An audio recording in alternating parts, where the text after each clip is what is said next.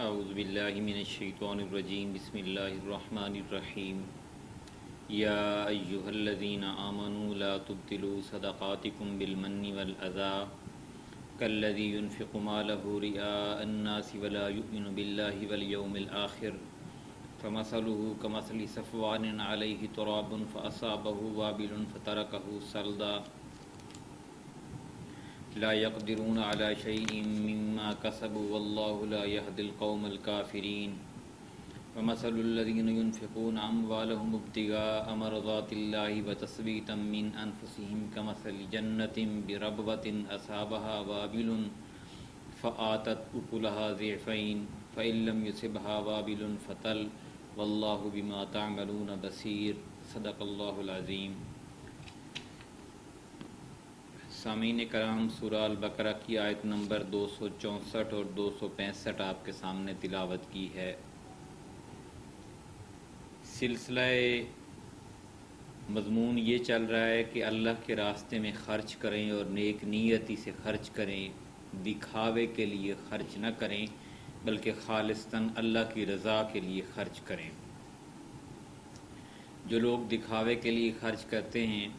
وہ دراصل جس کو دکھانے کے لیے خرچ کرتے ہیں اسی کی رضا چاہتے ہیں اور اسی کو ہی اپنا معبود اور خدا بنا رہے ہوتے ہیں۔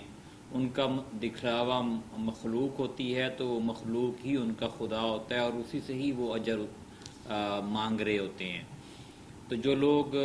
اللہ کی رضا کے لیے، اس کے راستے میں ثابت قدمی کے لیے خرچ کرتے ہیں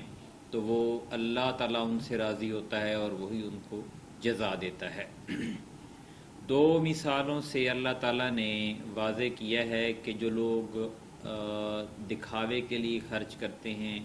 ان کی خیرات، ان کا صدقہ اور ان کا اللہ کے راستے میں جو دیا ہوا مال ہے وہ کدھر جاتا ہے، اور جو اللہ کی رضا کے لیے خرچ کرتے ہیں ان کو کیسا اجر ملتا ہے۔ پہلی مثال میں اللہ نے فرمایا کہ یا ایھا الذین آمنوا، اے اہل ایمان یا اے لوگو جو ایمان لائے ہو،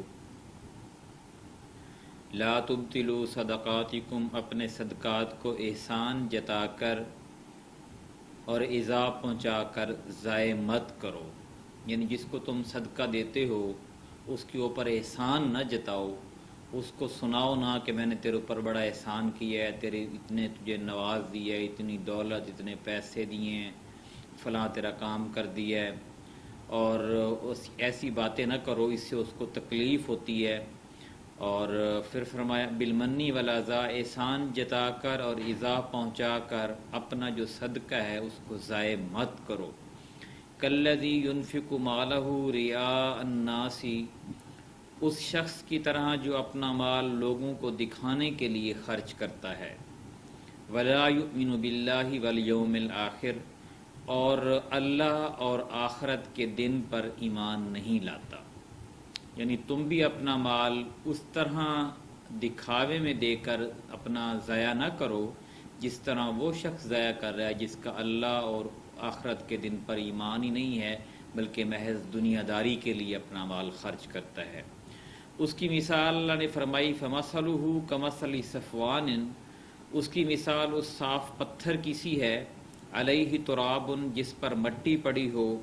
فاصابہ وابل، پھر اسے پہنچے موسلا دھار بارش، یعنی اس کے اوپر موسلا دھار بارش برسے، فترکہ صلدا، اور اسے بالکل صاف کر کے چھوڑ دے۔ لا یقدرون علی شیء مما کسبوا، ایسے لوگ اپنی کمائی میں سے کسی چیز پر قادر نہ ہوں گے اور اللہ کافر قوم کو ہدایت نہیں دیتا۔ یہاں موسلا دھار بارش سے مراد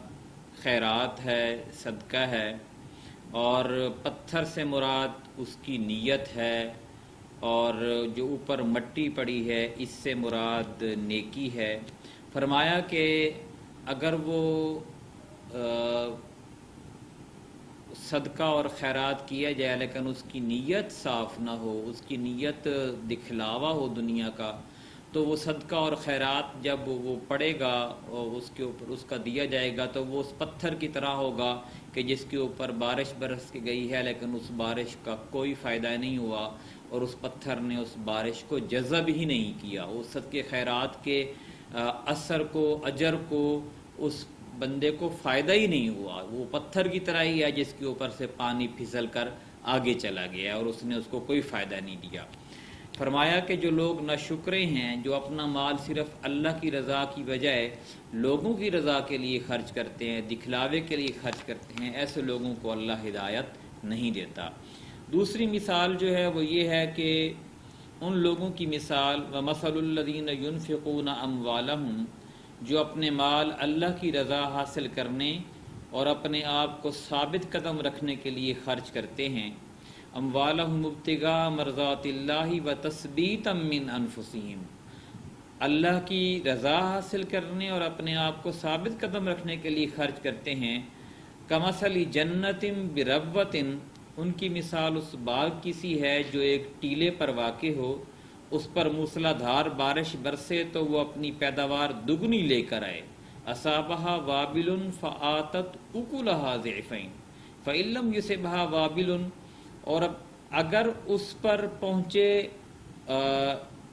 ہلکی سی پھوار، وابل فتل، تو بھی اس کو فائدہ ہو جائے، یعنی اگر اس پر موسلا دھار بارش نہ پڑے تو ہلکی پھوار ہی کافی ہے، واللہ بما تعملون بصیر، اور اللہ تمہارے کاموں کو خوب دیکھ رہا ہے۔ یعنی جس کی نیت صاف ہوتی ہے، جس کا ایمان پختہ ہوتا ہے، اللہ کی رضا جس کا مقصود ہوتا ہے، تو اس کی جو صدقہ خیرات ہے وہ اسی طرح ہی ہے جیسے ایک باغ کچی زمین کے اوپر ٹیلے کے اوپر ہو اور بارش آئے تو وہ پانی جذب کر لے اور باغ اپنی پیداوار دگنی کر دے، اور بارش کم بھی ہو، صدقہ و خیرات کم بھی ہو تو بھی اس کو پیداوار دے۔ تو اس طرح اللہ کی رضا حاصل کرنے کے لیے اور اللہ کے راستے میں ثابت قدمی دکھانے کے لیے، صرف اسی کو راضی کرنے کے لیے جو صدقہ اور خیرات ہم کرتے ہیں، وہ ہمیں دنیا میں بھی فائدہ دیتا ہے اور آخرت میں بھی فائدہ دیتا ہے، اور اللہ تعالی ہمارے کاموں سے باخبر ہے، ہماری نیتوں کو خوب جانتا ہے کہ ہم کس طرح اور کس مقصد کے لیے اپنا مال خرچ کر رہے ہیں۔ اللہ تعالیٰ سے دعا ہے کہ ہمیں نیک نیتی کے ساتھ اپنے راستے میں مال خرچ کرنے کی توفیق عطا فرمائے۔ جزاک اللہ۔